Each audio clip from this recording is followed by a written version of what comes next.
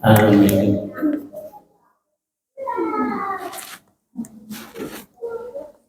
Sama-sama yang dimuliakan oleh Allah dan kami hormati pimpinan pengajian Majelis Taklim Al-Astar Ustazah Ika,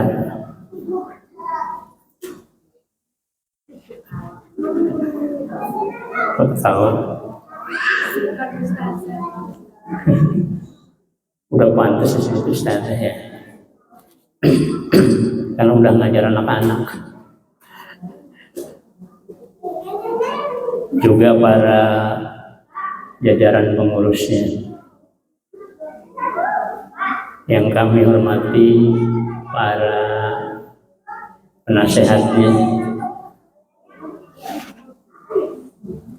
Ibu Leni, Ustazah Leni, Ustazah siapa lagi? Nelly, Ibu Leni ini udah. Kemudian yang lainnya yang tidak dapat saya sebutkan namanya satu-satu. Yang kami hormati ibu-ibu pengajian Al-Astar,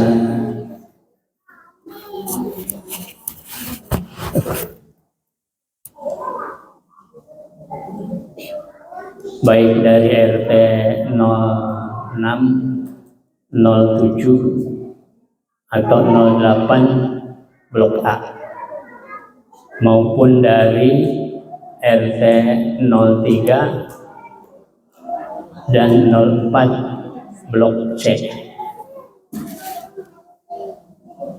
dan ibu-ibu hadirin hadirat yang dimuliakan oleh Allah Subhanahu wa Ta'ala, yang tidak dapat saya sebutkan namanya satu persatu karena tidak hafal seluruh namanya, tetapi tidak mengurangi dari kemuliaan dari Allah Subhanahu wa Ta'ala kepada semuanya. Dan mohon maaf, istri saya yang saya cintai tidak bisa ikut karena ada acara. Kebetulan juga ada cucunya yang sakit yang lagi di pesantren, dibawa pulang ke rumah. Mohon doa dari semuanya, mudah-mudahan dapat sembuh atau sehat kembali sebagaimana biasa, sehingga dapat melaksanakan tugasnya untuk menjadi santri di pesantren yang ada di Bogor.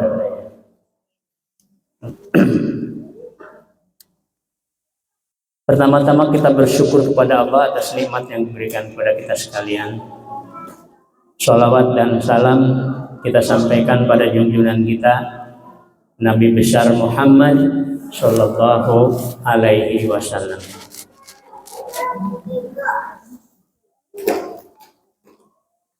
Pada kesempatan kali ini saya diberikan tugas oleh pimpinan Majelis Taklim Ustazah Ika, yaitu untuk mengisi tafsir,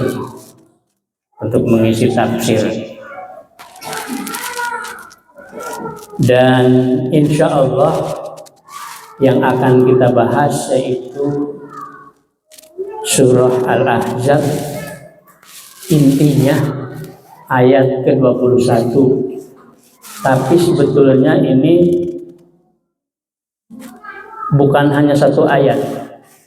Surat Al-Ahzab dari mulai ayat 9 sampai ayat ke-27.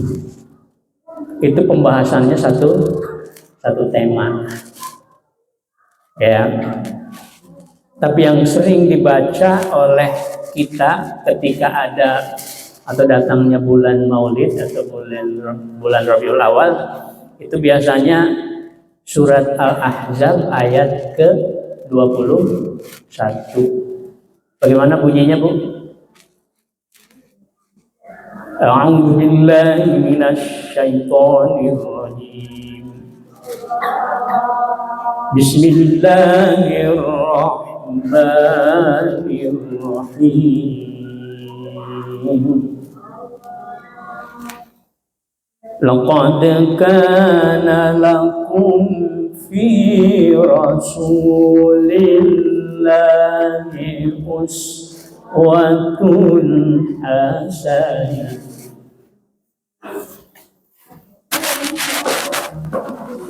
لمن كان يرجو الله واليوم الآخر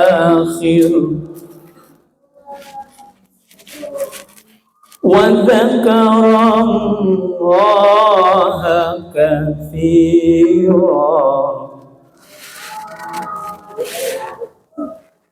لقد كان لكم في رسول الله أسوة حسنة لمن كان يرجو الله واليوم الآخر وذكر الله كثيرا لقد كان لكم في رسول الله أسوة حسنة لمن كان يرجو الله واليوم الآخر لمن كان يرجو الله واليوم الآخر وذكر الله كثيرا صدق الله العظيم. Udah hafal Bu ya? Insyaallah. Artinya apa? Kita tulis dulu ya.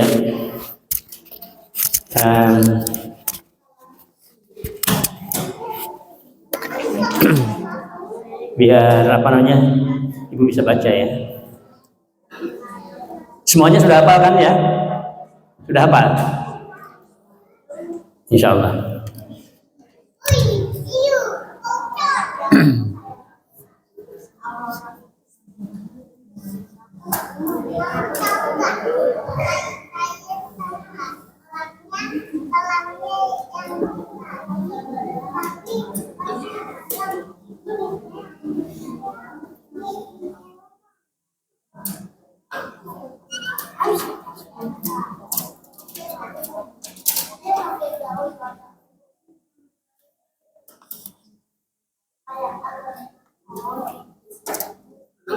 Laqad kana lakum fi rasulillahi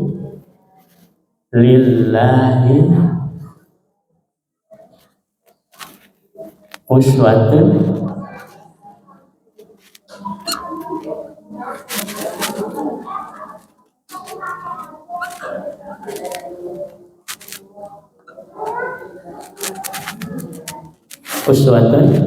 hasanah.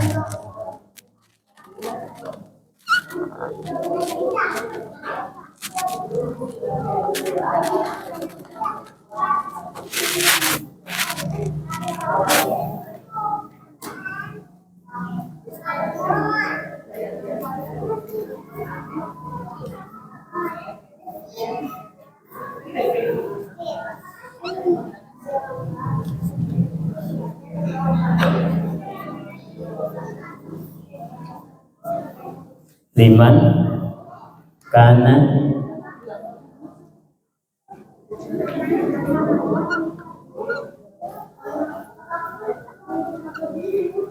yarjullaha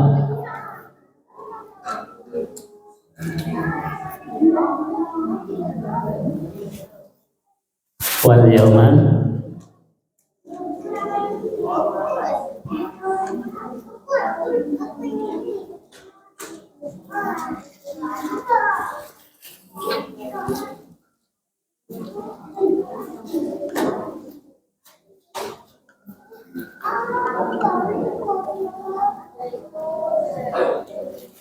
wal yawmal akhirah wa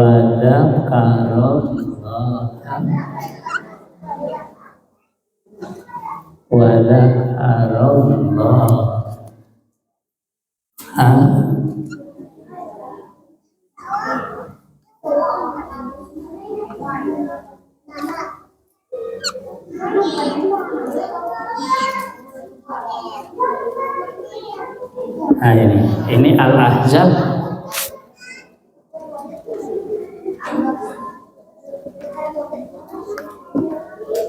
21 ya. Laqad kana lakum fi rasulillahi uswatun hasanah liman kana yarjullaha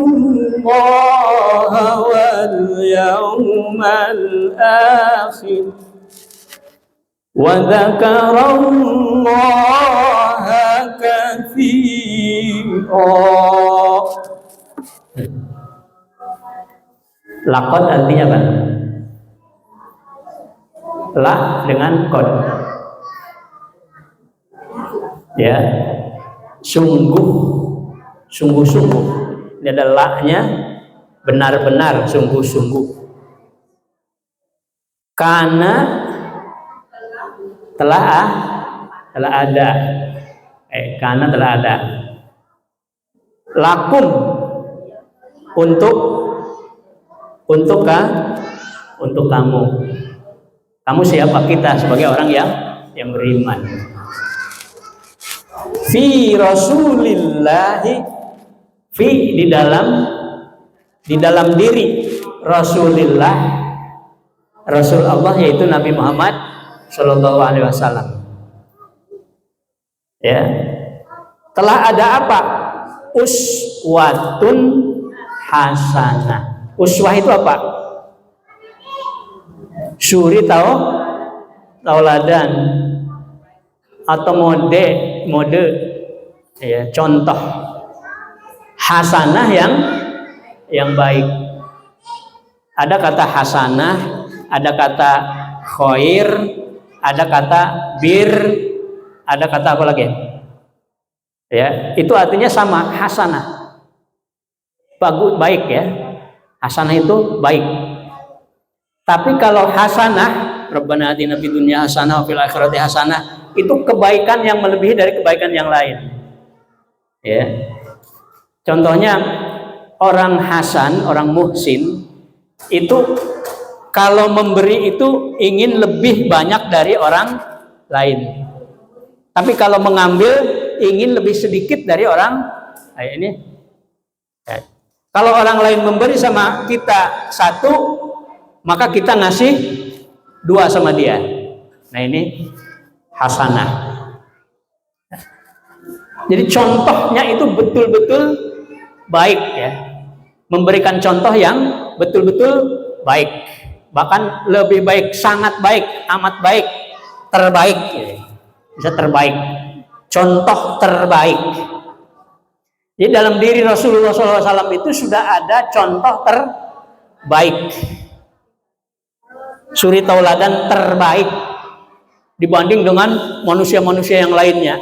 Ada banyak model, ya, banyak model, banyak contoh dari sekian banyak manusia di dunia ini. Maka yang terbaik adalah contoh dari Rasulullah Shallallahu Alaihi Wasallam.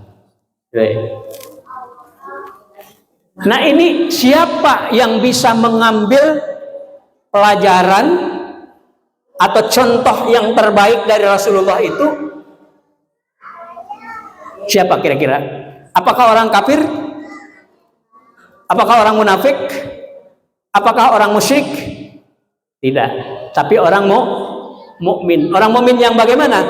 Liman kana yarjullaha.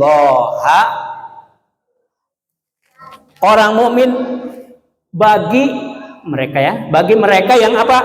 Mereka yang menginginkan keridhaan dari Allah. Menginginkan Allah. Menginginkan Allah itu apanya?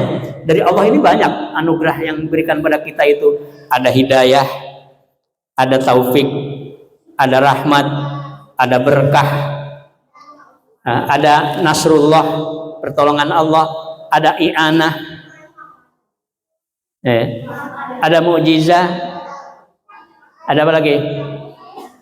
Ada karomah dan sebagainya, banyak nih. Bagi orang yang menginginkan hidayah dari Allah, menginginkan ridho Allah, menginginkan rahmat Allah, menginginkan berkah Allah, menginginkan nasrullah, menginginkan pertolongan dari Allah. Yang tidak menginginkan itu tidak akan mau mengikuti Rasulullah. Ya. Sebab rahmat, barokah dan sebagainya itu ini adanya di sini. Di Rasulullah Shallallahu Alaihi Wasallam. Contohnya sudah ada di Rasulullah semua itu. Ya, maka kita tinggal mengikuti saja. Kita ingin rahmat, maka kita ngikutin Rasulullah bagaimana mendapatkan rahmat. Kita ingin mendapatkan hidayah, bagaimana Rasulullah SAW mendapatkan hidayah. Itu ada dalam hadis-hadisnya, dalam sunnah-sunnah Rasulullah Shallallahu Alaihi Wasallam. Tinggal kita ngikutin saja. Kita baca, kita ngikutin. Kita pelajari, kita ngikutin. Itu yang pertama. Jadi hanya orang yang menginginkan Allah saja yang mau mengikuti suri tauladan yang nyata dari Rasulullah Shallallahu Alaihi Wasallam. Itu yang pertama. Yang kedua, wal yaumal akhirah. Bagi orang yang menginginkan kebahagiaan hidup di akhirat. Kalau di sini kan bahasanya wal yaumal akhirah, yang menginginkan hari akhirat. Lah di hari akhirat itu ada apa? Di hari akhirat itu ada surga,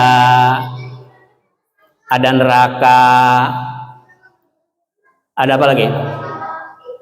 Ada hisab, ada siratul mustaqim, ada dikumpulkan di padang mahsyar, ada diberi buku, ya, ada yang diberikan kenikmatan di surga, ada yang masuk ke dalam neraka. Ini wal yaumal akhirah di sini, yaitu kenikmatan, kebahagiaan surganya di akhirat dari Allah Subhanahu wa Ta'ala.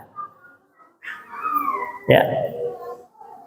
Orang yang mau selamat di akhirat, yang mau bahagia di akhirat, pasti dia mengikuti ajaran Nabi Muhammad Shallallahu Alaihi Wasallam dan menerapkannya.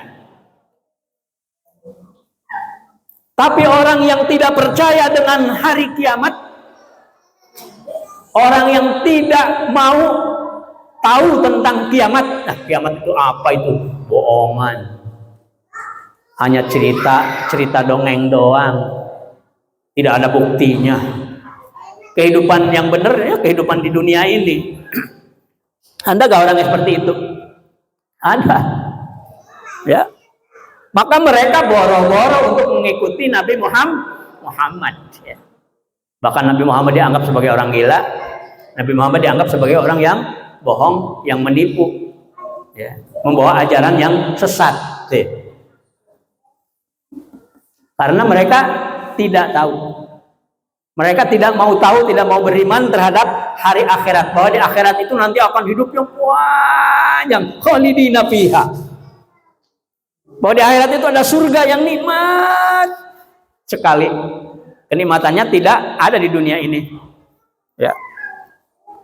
bahwa di akhirat itu akan ada siksa neraka yang sangat pedih, yang jauh lebih pedih dari sakitnya di dunia ini. Itu mereka tidak percaya itu, sehingga ya hidup aja di dunia ini seenaknya dewe gitu.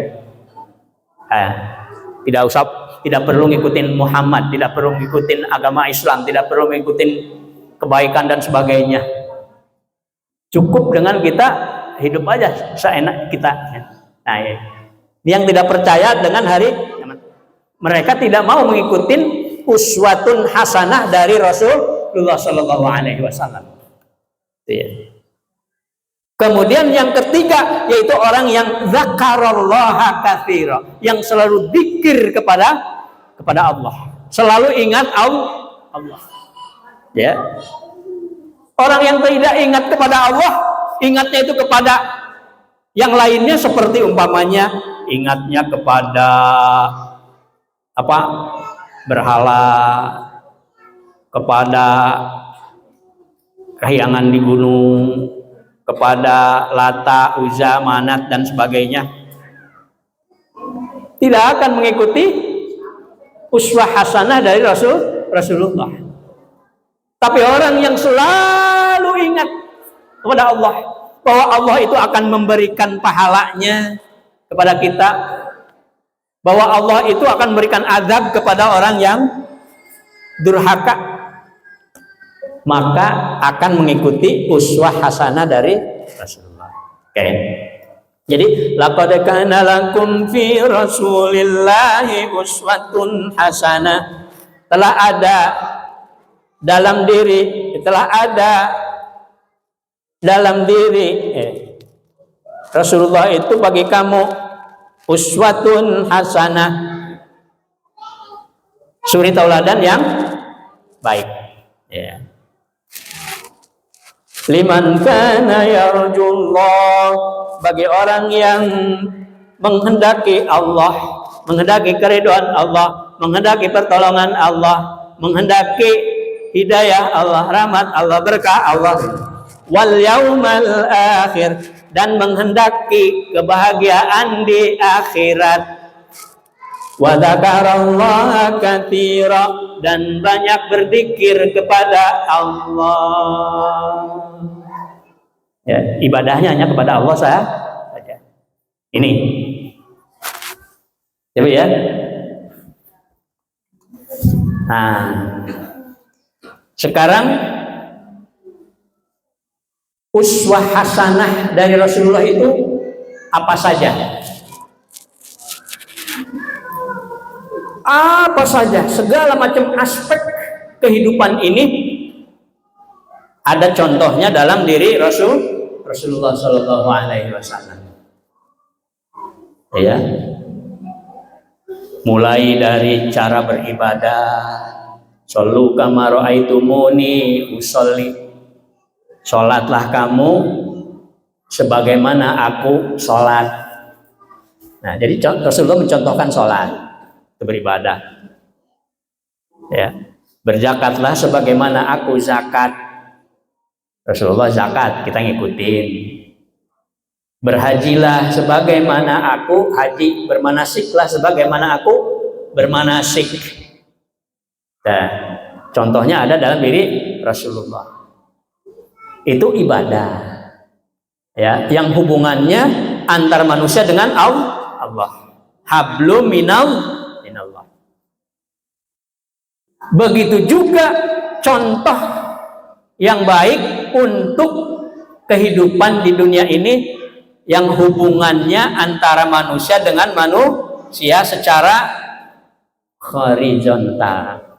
Kalau tadi antara manusia dengan Allah itu vertikal, kalau hubungan antara manusia dengan manusia itu horizontal.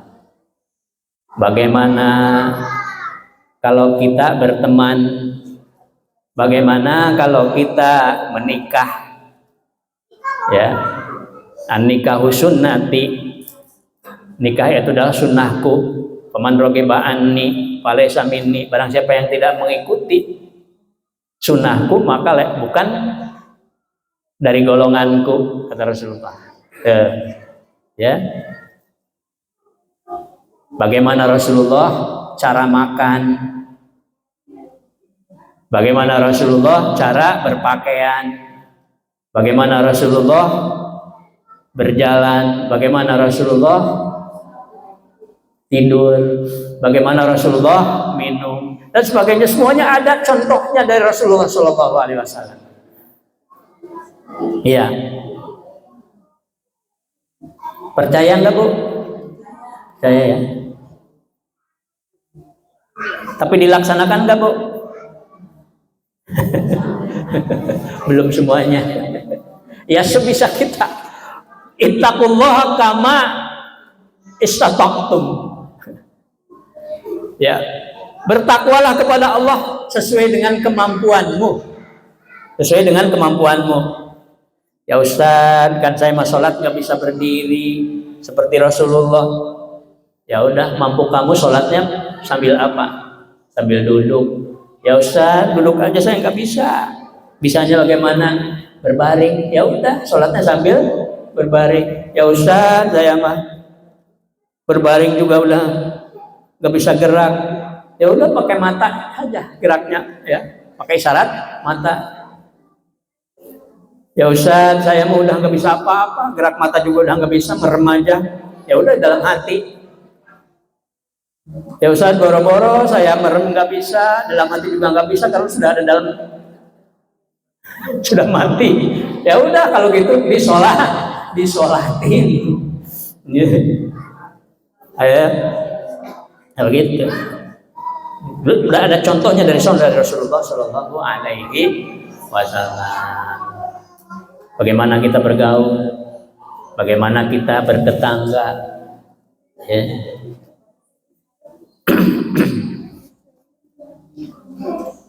Iya. Kalau sama tetangga kita harus baik, jangan saling sikat, saling sikut, saling sakiti. Ya. Kata Rasulullah, idza tabakhta maraqatan fa'akhir ma'aha wal ta'ahad jironaka. Kalau kau masak sayur, pokoknya sayur apa Bu? Sayur asem. Kalau kamu masak sayur asem, kata Rasulullah, maka bagilah tetangga kuahnya. Paksir maha, perbanyaklah kuahnya. Biar apa? Biar bagi ke tetangga. Ketika Rasulullah atau pada zaman Rasulullah SAW itu banyak sekali para sahabat yang miskin, ya, yang fakir, tapi mereka berjuang di dalam Islam. Dan mereka hidupnya di apa? Di emper masjid, ya. Kadang sehari makan sekali, kadang nggak makan. Nah itu Rasulullah SAW kalau punya makanan selalu dibagikan, manggil, ayo pada sini makan bareng, itu ya Rasulullah. Insya Allah kita juga bisa. Amin ya rabbal alamin. Nah itu laqad kana lakum fi Rasulillahi uswatun hasanah. Sekarang kita lihat ayat ini untuk contoh apa dari Rasulullah SAW? Apakah contoh makan dan sebagainya? Ini ada kekhususannya. Kalau kita baca ayat dari surah Al-Ahzab dari ayat ke-9 sampai 27, maka kita akan menemukan benang merah, benang putihnya, menemukan intinya yang dicontohkan oleh Rasulullah dalam ayat ini itu apa. Itu sesuai dengan surat, nama surat ini. Nama suratnya apa? Al-Ahzab. Al-Ahzab itu nama apa? Al-Ahzab itu nama perang pada zaman Rasulullah SAW, atau suka disebut juga dengan perang Khandaq. Perang Khandaq, perang Ahzab atau perang Khandaq. Kenapa disebut perang Ahzab? Ya, karena musuh Rasulullah SAW yang akan memerangi Rasulullah dan kaum mukminin di Madinah itu terdiri dari sekumpulan manusia-manusia kafir dari berbagai macam blok atau perkumpulan orang kafir. Ya. Kumpulan ini disebut dengan Al-Ahzab. Mungkin kalau sekarang disebut dengan konfederasi, kumpulan, ya. Atau dulu waktu Belanda setelah merdeka datang lagi, itu bukan hanya Belanda saja, tetapi yang datang adalah kumpulan dari berbagai negara yang disebut dengan sekutu. Itu Al-Ahzab. Ya, sekutu. Sekutu apa? Perkumpulan siapa? Orang Quraisy dari Arab, orang Gotapan dari Arab, kemudian orang Yahudi, Bani Nadir, Bani Qainuqa, ya, Al-Khazraj. Itu semuanya berkumpul. Semuanya berkumpul sampai terkumpul, ada yang menyebutkan 10.000 orang. Sampai 12.000 yang akan menyerang Rasulullah dan penduduk Madinah yang sudah mukmin. Yang mukmin ini. Ya. 12.000. Sementara penduduk Madinah pada saat itu hanya sekitar 5.000-an. Jadi yang mau nyerang itu 10 atau 12.000 tentara dengan berbagai macam peralatannya. Sementara yang akan diserang, ya, itu mulai dari bapak-bapak, dari kakek-kakek, nenek-nenek, bapak-bapak, ibu-ibu, remaja, anak-anak, bahkan sampai bayi, hanya sekitar 5.000 orang. Dan tentaranya hanya sekitar yang pantas untuk ikut berperang pada waktu itu hanya 3.000 orang saja. Jadi berapa yang dihadapi? 10.000 oleh 3.000 tentara Rasulullah SAW. Gimana Bu? Kira-kira ngeri nggak? 3.000 melihat 10.000, berarti berbanding berapa? Sepertiganya, bahkan seperempat, ya. Seperempat kalau 12.000, ya. Orang Islamnya hanya seperempat dari orang kafir yang musuh itu. Nah, bagaimana Rasulullah SAW mencontohkan kepada umatnya dalam kesabaran menghadapi musuh yang banyak, yang ganas itu. Dan sementara Madinah itu dikelilingi oleh gunung-gunung, ya. Kanan, kiri, belakang itu gunung. Yang tidak ada gunung itu hanya di sebelah utara saja. Sebelah selatan ada gunung, sebelah timur ada gunung, sebelah barat ada gunung, ya. Sebelah barat, sebelah timur, sebelah selatan, ya. Utara tidak ada gunung. Jadi semuanya itu yang 12.000 orang itu menyerang dari sini semua. Ya, nyerang dari sini semua tuh. Ngeri sekali tuh. Apalagi orang-orang munafik disebutkan di dalam ayat ke 10 ya.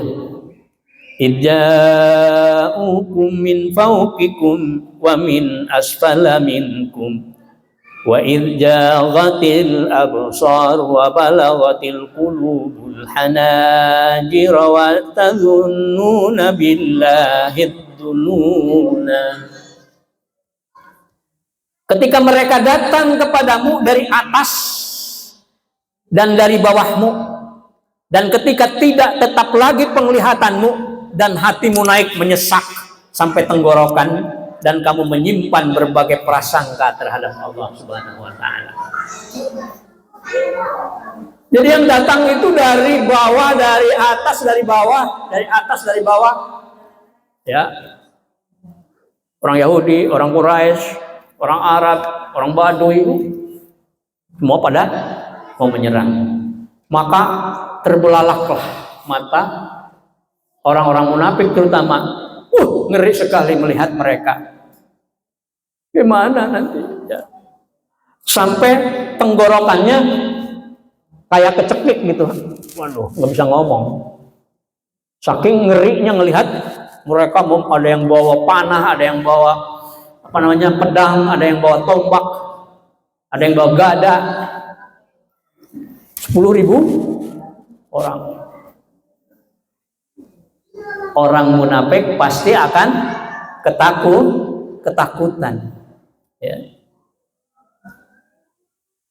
Tetapi orang yang mukmin yakin. Ya, Nabi besar Muhammad SAW mencontohkan kepada orang-orang yang di Madinah itu tenang, sabar. Kenapa?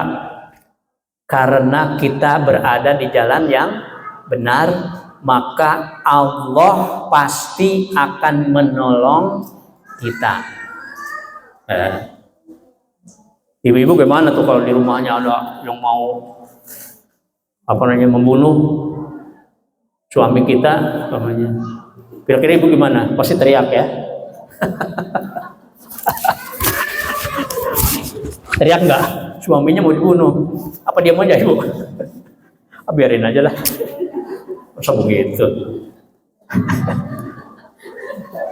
Ya kalau yang istrinya munafik, aku cinta sama suamiku, padahal enggak. Nah ya pasti akan, Tapi kalau yang benar-benar beriman, benar-benar cinta, pasti dia akan mohon tolongnya kepada Allah, menenangkan, tenang. Allah pasti akan menolong kita. Ya. Itu satu contoh dari Rasulullah menenangkannya. Hunalika batuliyal mu'minuna wa zulzilu zilzalan syadida. Disitulah orang-orang mukmin diuji, digoncangkan hatinya dengan goncangan yang dahsyat. Walaupun dia orang beriman, tetap ya ada perasaan goncang kalau diuji. Aduh, hari ini saya harus bayar utang, duitnya belum ada. Pernah begitu ya? Enggak pernah kali ibu ya. Aduh, ini saya harus bayar ini, harus ngasih makan, tapi uangnya nggak ada. Goncang ya. Setiap orang yang beriman pasti akan diuji oleh Allah. Itu pasti. Ya kan? Mana ayatnya? Qala nabluwannakum bisyai'in minal khawfi wal ju'i wa naqsin minal amwali wal anfusi wat thamarat wa basyiris sabirin. Kata Allah, pasti kami akan menguji kamu, hai orang yang beriman. Dengan apa? Bisyai'in minal khauf, dengan sesuatu ketakutan. Walju, dan kelaparan. Wa naqsim minal amwali wal anfus, diuji juga dengan kekurangan harta benda. Bu, ibu-ibu, ada yang merasa sudah lebih nggak? Uangnya udah banyak, udah lebih, nggak membutuhkan lagi.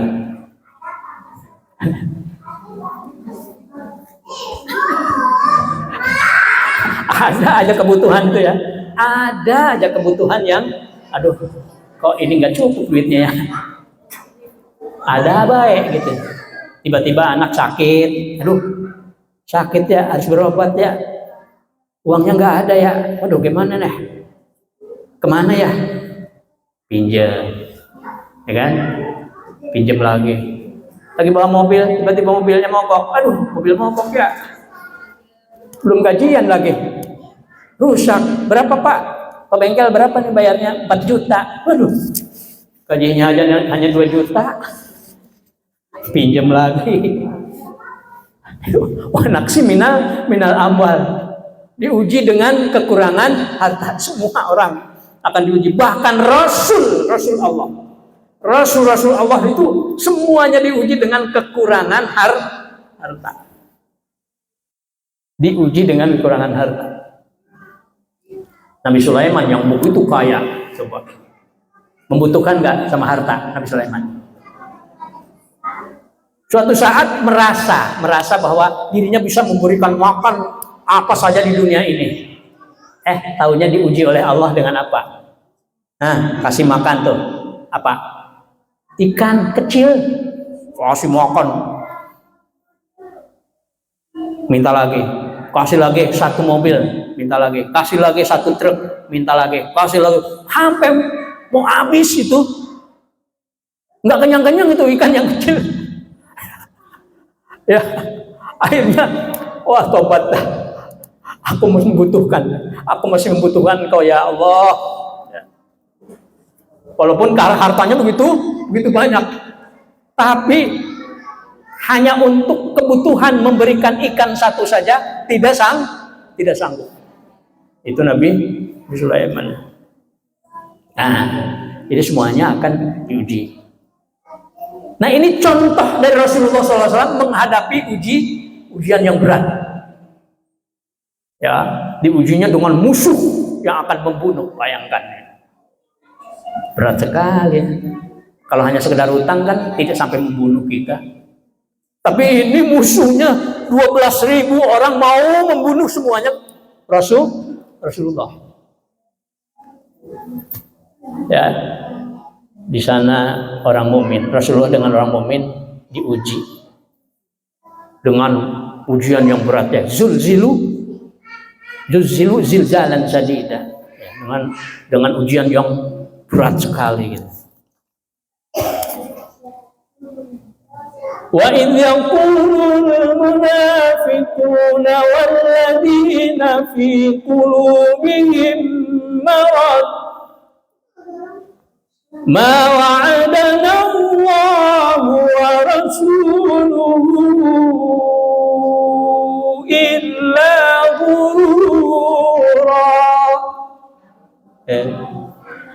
Ibu, kira-kira menurut Ibu, apakah semua orang mukmin yang ada di Madinah waktu itu semuanya percaya kepada Rasulullah sehingga mereka ngikutin apa yang diperintahkan oleh Rasulullah? Percaya nggak semuanya? Oh, tidak semuanya. Di situ ada banyak orang-orang munafik yang terpaksa masuk Islam. Di antaranya adalah Ubay bin Salul, pemimpin munafik. Ketika mau perang Uhud saja, pasukan Rasulullah itu hanya 1.000. Yang diajak oleh dia supaya tidak ikut perang berapa? 300 orang. 1.000 diajak 300 tidak ikut perang tuh. Jadi hanya tinggal berapa? 2/3-nya. Sepertiganya dibawa semua oleh orang munafik. Nah di sini juga sama. Orang munafik apa yang mereka katakan ketika melihat, waduh, musuh sudah ada di depan kita. Mereka bingung gitu. Wah, ini gimana ini? Akhirnya apa? Apa yang mereka katakan? Idh yaqulul munafiqu. Maka orang-orang munafik itu berkata, walladzina fi qulubihim marad, dan orang-orang yang punya penyakit di dalam hatinya. Orang munafik itu punya penyakit di dalam hatinya. Artinya orang yang jiwanya itu kecil itu apa? Orang yang jiwanya kecil. Kan? Orang yang jiwanya kecil. Kan? Pengecut. Ya. Orang munafik dan orang-orang pengecut, apa yang mereka katakan? Ya. Allah dan Rasulnya tidak menjanjikan kepada kami selain tipu daya. Ya, Muhammad itu bohong. Ya. Janji-janji apa itu? Allah itu tidak akan menolong kita. Ya. Muhammad hanya nipu kita saja. Ayo udah, kita semuanya keluar, ngikutin mereka. Gitu. Jadi mereka ingin keluar bersama dengan musuh, orang-orang munafik.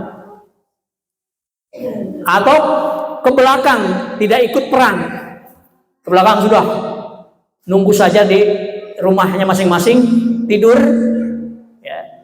Kan enak tuh, nggak mati. Ikut. Jadi mereka katakan, orang-orang munafik mengatakan kepada orang-orang mukmin yang mau perang itu, kamu mau mati kutu apa?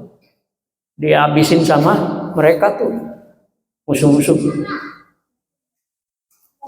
Udah jangan ikut, biar kita selamat, nggak mati, nggak dibunuh, nggak terbunuh. Nah.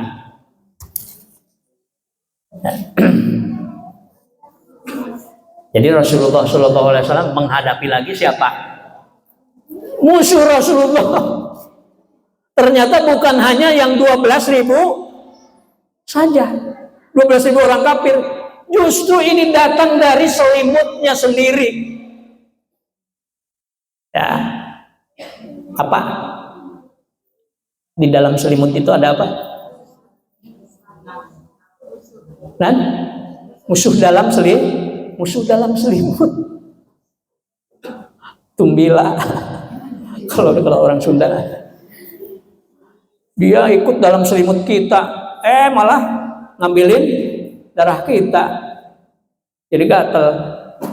Nah, itu musuh dalam selimut. Berarti tambah dong, tambah musuh Rasulullah. Rasulullah menghadapi lagi tambahan ujian. Nah. Wa in qalat ta'ifatun minhum ya ahla Yathrib la muqama lakum farji'u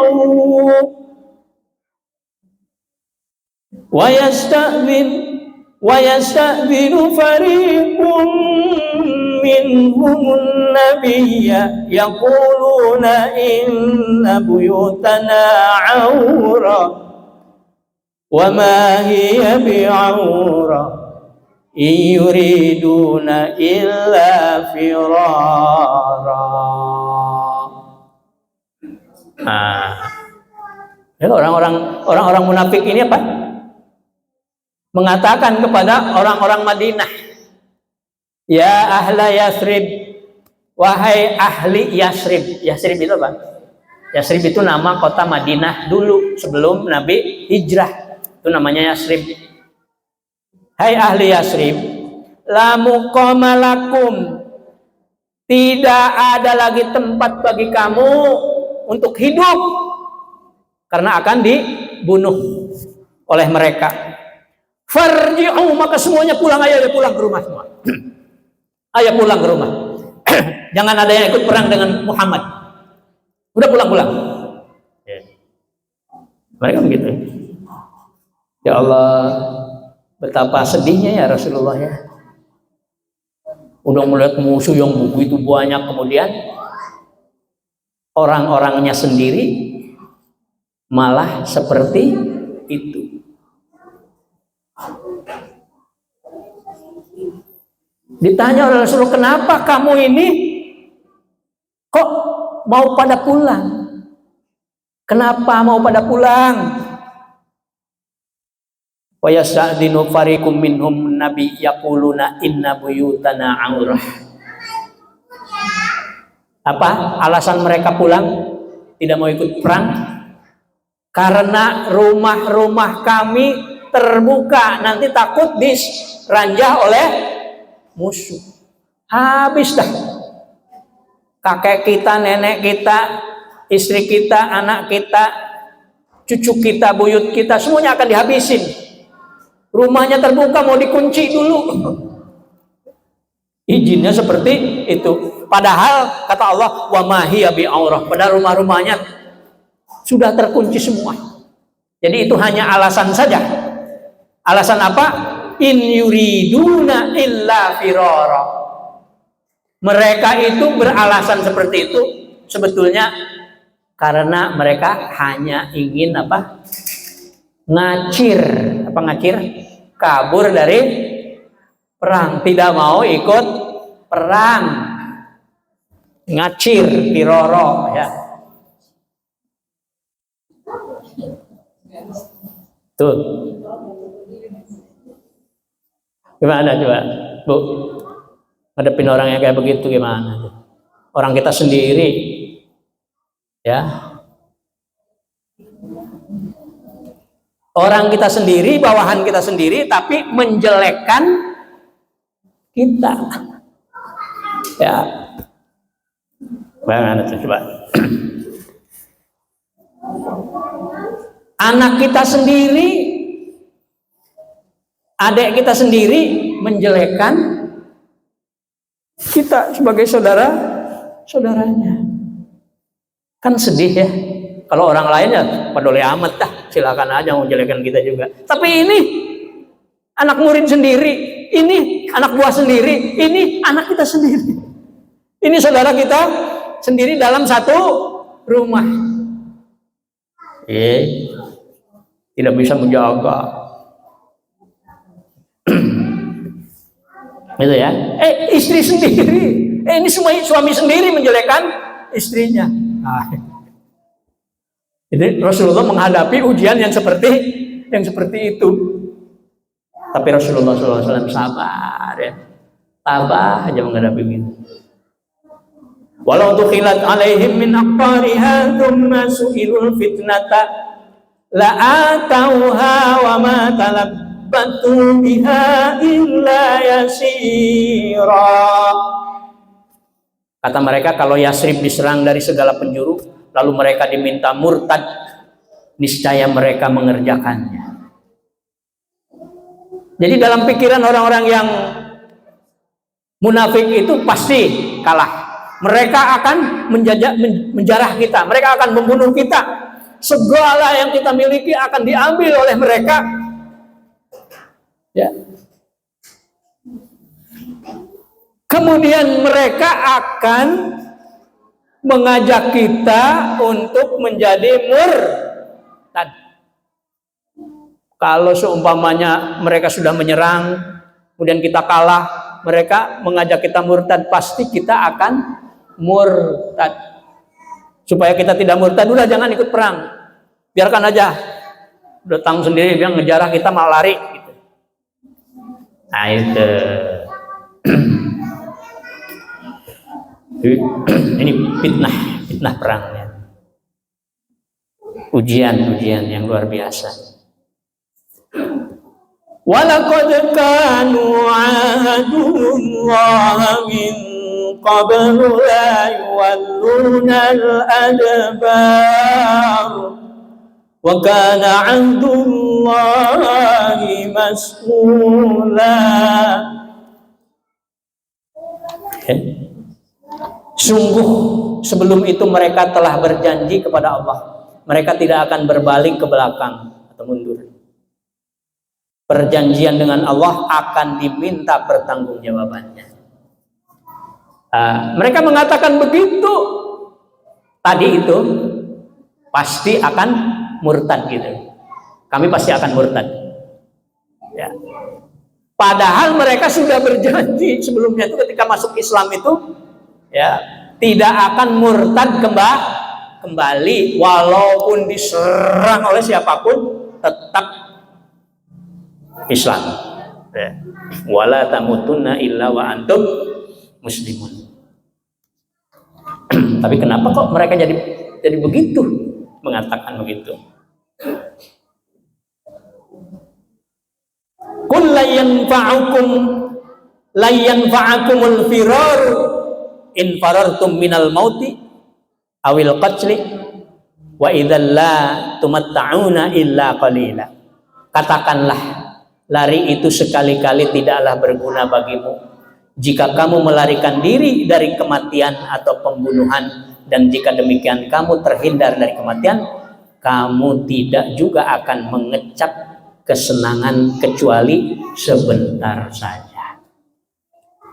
Jadi Rasulullah SAW itu ketika menghadapi orang munafik yang seperti tadi tetap sabar dan tetap memberikan semangat kepada mereka, ya, tetap memberikan semangat kepada mereka bahwa firor atau kabur dari perjuangan itu enaknya hanya sebentar, ya. Kabur dari perjuangan itu enaknya hanya sebentar saja. Ibu berkeluarga, berjuang bukan, Bu? Berjuang. Ibu ngajar anak-anak, berjuang bukan? Berjuang. Ibu ngaji di sini, berjuang nggak, Bu? Berjuang. Bayangkan coba, udah ngantuk.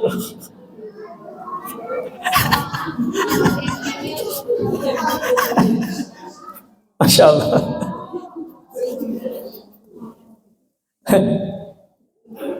Ya.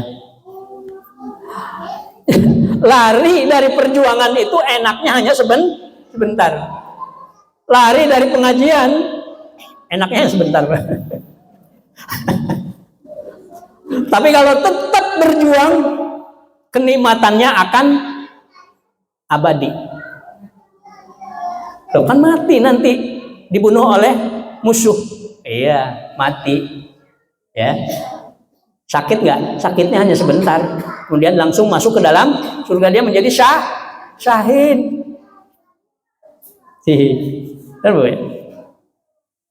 Ngaji di sini mencari ilmu. Bahwa fisabilillah, seorang yang di jalan Allah. Emang aduh, kalau yang namanya ngaji atau belajar itu setannya itu banyak sekali. Udah ada setan yang bawa ini pasir ke matanya biar ada yang muntangin di sini itu setan itu. Ganggunya orang yang lagi ngaji itu gitu. Udah ada juga yang ini apa namanya, yang pantatnya itu dicolokin terus. Kemudian gitu. Maka yang namanya belajar itu memang susah payah ya, Bu. Namanya belajar susah payah. Maka ada mahfudat yang mengatakan man lam yaduk dula ta'alu bisa'atan tajarra adul jahli tulah hayati. Barang siapa yang belum pernah merasakan susah payahnya belajar, maka dia akan menyesal selama-lamanya dalam kebodohan. Ya. Jadi nikmatnya itu hanya sebentar, nanti kebodohannya panjang dunia akhirat. Tapi kalau yang ngaji capeknya, tapi sebentar betulnya mah, Bu, hanya berapa menit sih. Ngaji berapa menit, Bu? Tapi kenikmatannya insya Allah mendapatkan ilmu, pahala yang sangat besar. Fisabilillah, seperti orang yang berjuang di jalan Allah. Jadi begitu ya, Bu ya. Ini mungkin waktunya sudah terlalu panjang. Baru sampai ke ayat 18, sebetulnya sampai ayat ke-27 ya. Kalau kita paksakan juga tidak bagus. Lalu ya. Nanti kita teruskan di episode yang selanjutnya. yang jelas ini contoh model dari Rasulullah SAW ya dalam menghadapi situasi gawat darurat yang seperti ini ya. Jadi bagaimana Rasulullah mencontohkan kesabaran dalam menghadapi ujian ketika berjuang di jalan Allah. Apakah nanti Muslim yang menang atau orang kafir yang menang? Tunggu di episode yang selanjutnya. Mudah-mudahan ada manfaatnya. Wallahu a'lam bishawab, wallahu a'lam bishawab. Yang benar dari Allah, yang salah dari saya sendiri. Tapi saya kasih dikit, ya dikit ini ada dikit apa namanya?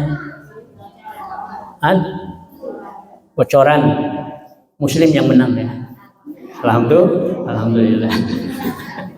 Karena pertolongan dari Allah. Pertolongan dari Allah. Itu di ayat 9-nya. Lihat di ayat 9 ya. Ayat 9. Ini ayat 9. Ayat pertama justru. Ya ayyuhalladzina amanu dzkurullaha alaikum idda'atkum junudun fa arsalna alaihim rihan wa junudan lam taroha wa kana Allahu bima ta'maluna basira. Ini ya. Orang-orang yang beriman harus bersyukur. Tetap harus bersyukur. Walaupun kita sekarang ini umpamanya dalam keadaan susah gitu, tetap harus bersyukur karena pernah tidak susah. Ya. Sampai kita punya anak gitu ya. Sampai kita bisa makan, sampai kita punya rumah, kita punya mobil, kita tetap harus bersyukur. Ini Nabi dan umat Islam disuruh untuk bersyukur karena dulu ketika perang Ahzab itu diturunkan siapa? Tentara yang tidak kelihatan. Yang kedua dikirim angin yang menghembuskan ya mereka sehingga tenda-tenda mereka itu hancur semua, berterbangan semuanya. Banyak orang yang mati karena angin itu. Banyak yang sakit. Nah itu ya. Sehingga mereka jadi kalah tanpa perang. Ini karena apa? Karena kesabaran Rasulullah dengan orang-orang yang beriman ya dalam menghadapi ujian itu. Ketakutan itu tetap dekat dengan Allah Subhanahu wa taala. Nah itu. Jadi kita menghadapi kesulitan apapun kita tetap dekat dengan Allah Subhanahu wa taala. Insyaallah Allah akan menolong kita. Amin ya rabbal alamin. Terima kasih. Mohon maaf atas segala kekurangannya. Ulangi lagi yang saya sebutkan. Assalamualaikum warahmatullahi wabarakatuh.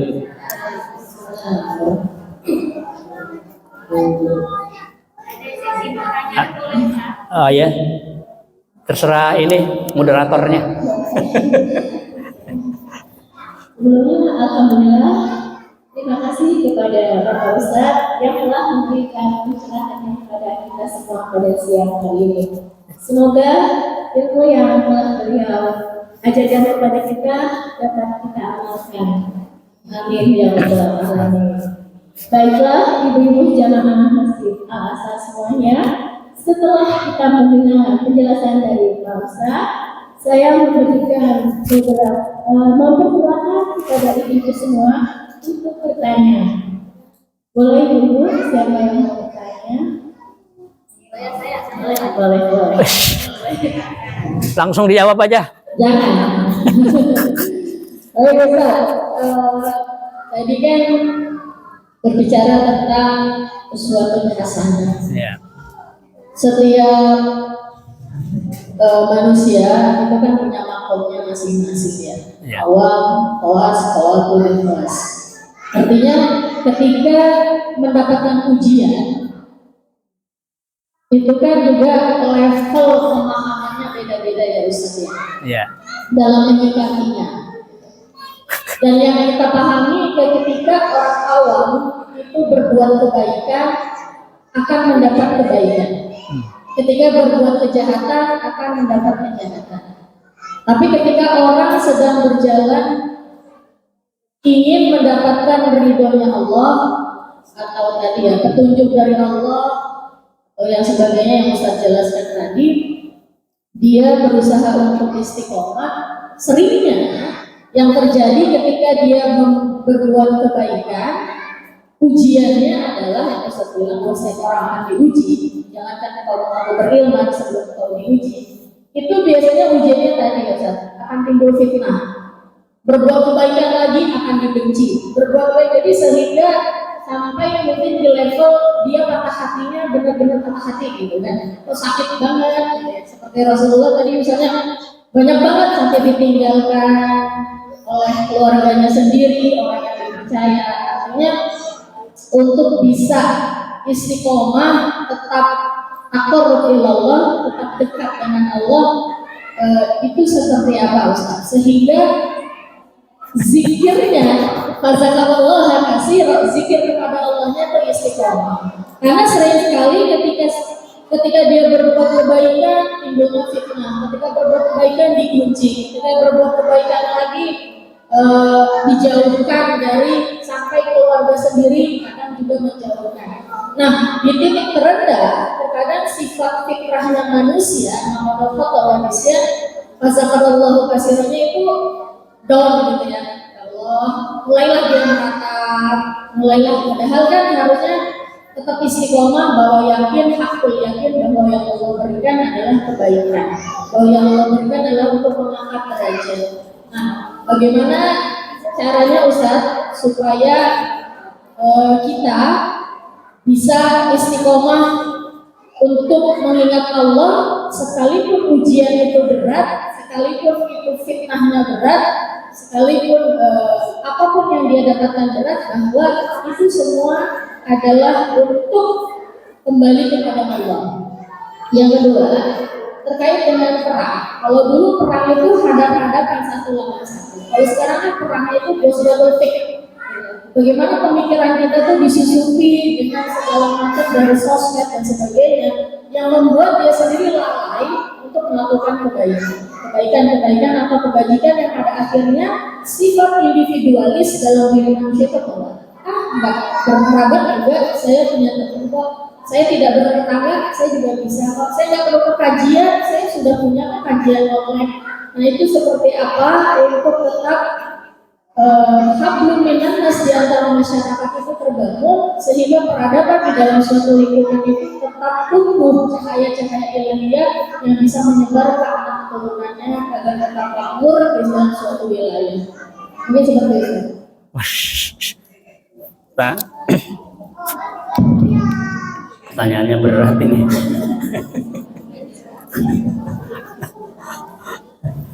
Gimana supaya kita istiqomah dalam kesabaran ya kan? Dalam menghadapi berbagai macam ujian. Sebetulnya kalau kita membaca beberapa literatur bahwa ujian yang diberikan oleh Allah kepada manusia itu sesuai dengan tingkat kemampuan manusia itu sendiri. Artinya Allah itu menguji manusia itu sesuai dengan berbeda-beda antara satu dengan yang lainnya. Ada yang mungkin tingkatan 1 karena dia masih kekuatannya masih tingkat 1. Ada yang lebih banyak tingkat 2, ada yang tingkat 3, ada yang tingkat 2, ada yang tingkat 10, ada yang tingkat 100 seperti para rasul gitu. Itu. Yang kedua, kita harus tetap yakin bahwa setiap ujian itu adalah yang terbaik dari Allah. Baik ataupun buruk, kita tetap harus yakin itu dengan iman kepada qada dan qadar. Iman kepada qada dan qadar. Iman kepada qada dan qadar. Artinya kita harus yakin bahwa takdir ataupun qada ataupun ujian atau apa saja ya, ataupun anugerah itu semuanya dari Allah. Ya. Sehingga apapun yang terjadi, kalau kita kembalikan kepada Allah, maka sudah. Gitu. Sudah, ini dari Allah, ya sudah. Gitu ya. Kemudian apa namanya? Memang perlu terus berlatih dengan apa namanya? Menghadapi berbagai macam ujian dan cobaan itu. Kita harus terus berlatih. Berlatih sabar maksudnya. Biasanya kan kalau menerima ujian yang keluar apa? Macam-macam, ada yang wah, malah larinya itu kemana? Ada yang ketika diuji umpamanya apa ya? Umpamanya kalau kan iya putus cinta ya kalau remaja itu ya. Putus cinta itu sampai apa? Larinya itu kemana? Karena dia tidak sabar sehingga larinya ke tempat minum-minum, ya kan? Tapi kalau yang sabar itu bukan ke tempat minum-minum, malah ke masjid, ya, kemudian ke apa namanya, baca Quran. Iya, kita harus melatihnya seperti itu. Jangan sampai tergoda untuk berbuat sesuatu yang membahayakan malah. Gitu. Ya.